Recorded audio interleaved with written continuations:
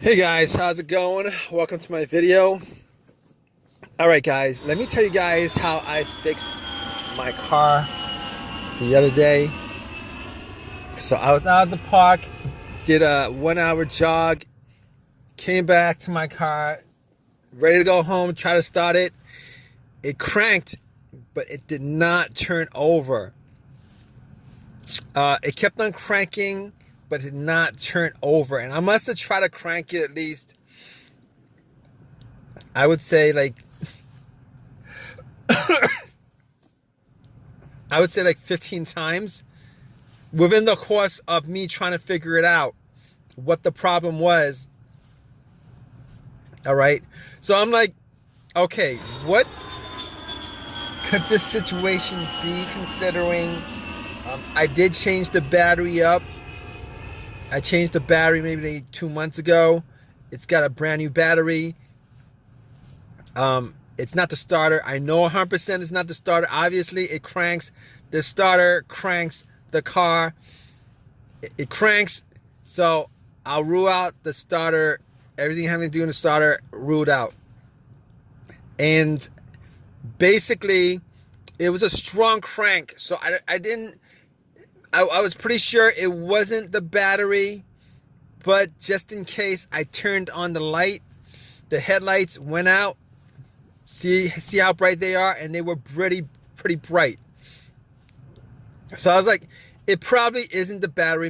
I was thinking maybe I had a defective battery, but I was pretty sure it wasn't the battery.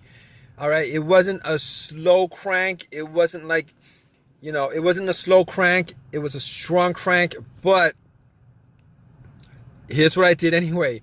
I actually got my power pack, put it on, and try to crank it that way just to make sure it's 100% not the battery. And it cranked. It wouldn't start. Did the same thing. Definitely wasn't the battery.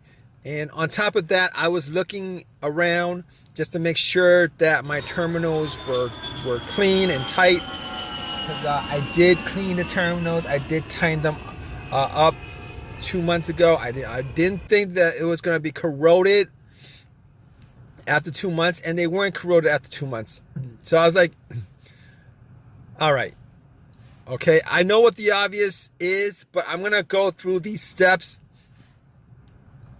just to make sure that I pretty much troubleshoot the easiest things, and then I'm going to go to, the bigger issues.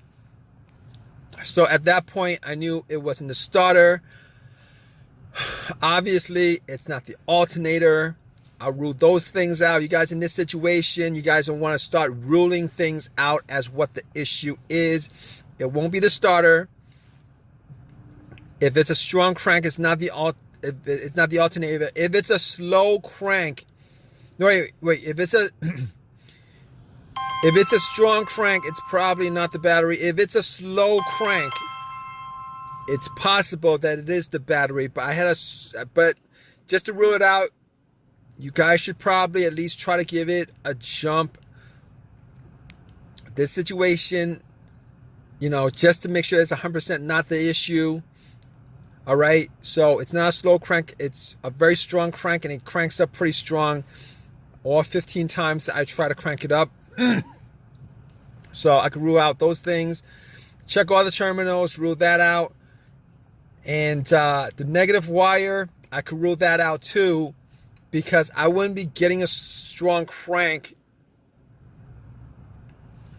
Well, it's possible. It's possible that it could be the negative ground wire that could cause that issue. It's very possible, maybe. But I was getting a strong crank, so I was pretty sure that all the wiring were tight and good, and it wasn't with the negative or the battery or any of the other stuff.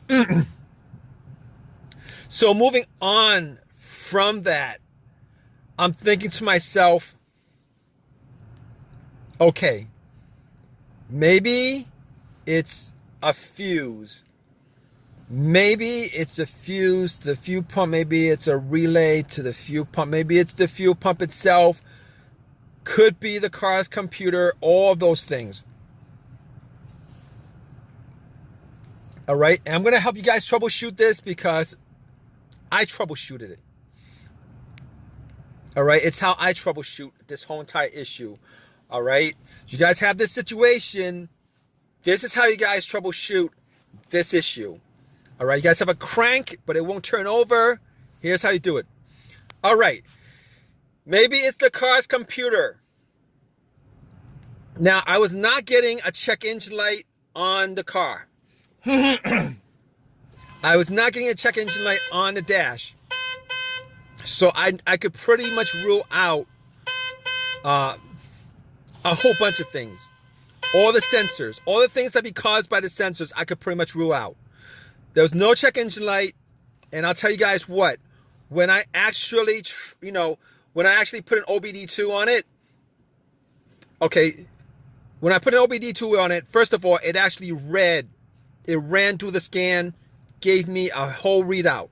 So I knew that it was probably not the car's computer to begin with. That's very important. There are situations where the car's computer has issues communicating with the car itself, whether it's a wiring issue, whether it's a blown fuse issue, a short or whatever. Sometimes that occurs. And when that occurs, it will cause the car to crank but not start. All right, and there's a whole host of things I could run down with this, but I could rule out that. All right, and the fact that there was no check engine light on the dash, and then when I read the whole OBD2, there was not a single code that came up. I could rule out anything having to do with the mass airflow sensor, could rule that out. I could rule out the crankshaft, camshaft. I could rule all that out. And I could probably rule out the throttle position sensor on top of that. So if you guys are probably thinking it's probably one of those sensors that's causing it, one of those things that's causing it, if it's not coming up, if you guys don't have a check engine light with this with this crank but no start issue, it's a crank but no start issue, you guys probably rule out all those things that has a sensor connected to it, which is a whole host of things. All right, and this situation pretty much simplifies a whole lot of things as far as troubleshooting this issue is concerned with a crank no start issue. All right, so let's go down from there. All right, now I'll tell you what. All right, I wasn't able to get my car started at the park, so I had to call AAA, had them tow my car to my house so that I could actually do a bunch of tests. I didn't have my tools with me, so I wasn't able to get it started. All right, I assumed that it was a couple of things. So when I got home, I had to pretty much go through all the fuses. All the fuses were good. All right, all the fuses were good. So next up would be the relays.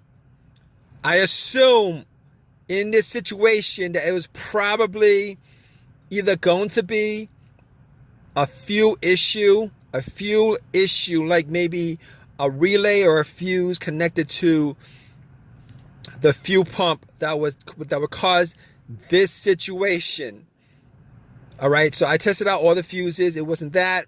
As far as the relay was concerned, I did swap out the fuel pump relay with another relay, with a similar relay, with the same exact number. So it was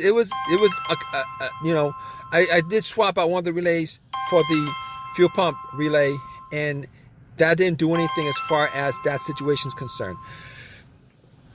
So at that point, I was thinking, all right, I got to figure out whether it was the fuel pump that was causing this situation. All right, definitely was sure it was not the relay. And on top of that, I actually took off the line for, the part of the fuel line just to see whether there was any fuel getting pumped out. There's no fuel pumping out. And on top of that, I actually did not hear the fuel pump prime. All right, when I turned it on to the on position, did not hear any kind of priming coming from the fuel pump. So at that point, I knew that it was probably the fuel pump that was the issue. In fact, it was the fuel pump that was the issue. Now, I was hoping that it would have been the fuel pump relay. If it was the relay, it would have been a quick fix. However, since it was the fuel pump, it took an hour or two for me to replace it. Got the car to start afterwards after it was replaced. It was the fuel pump that was the problem. You guys have a crank no start, like a whole bunch of other scenarios, no start scenarios. What you guys do need to do is, you guys need to troubleshoot it, because it could be, like I said, a variety of things that would be causing these kind of situations. Hopefully, if you guys are in the same situation, this video has helped you out in some way. Maybe it's a fuse that was blown or something like that. Hopefully, you guys got a simple fix for you. But that was my whole entire the whole entire scenario happened because the fuel pump needed to be replaced. All right, guys. If you guys have any comments on this, please drop a comment in the comment section. Please give me a thumbs up and please subscribe, guys. All right, take care.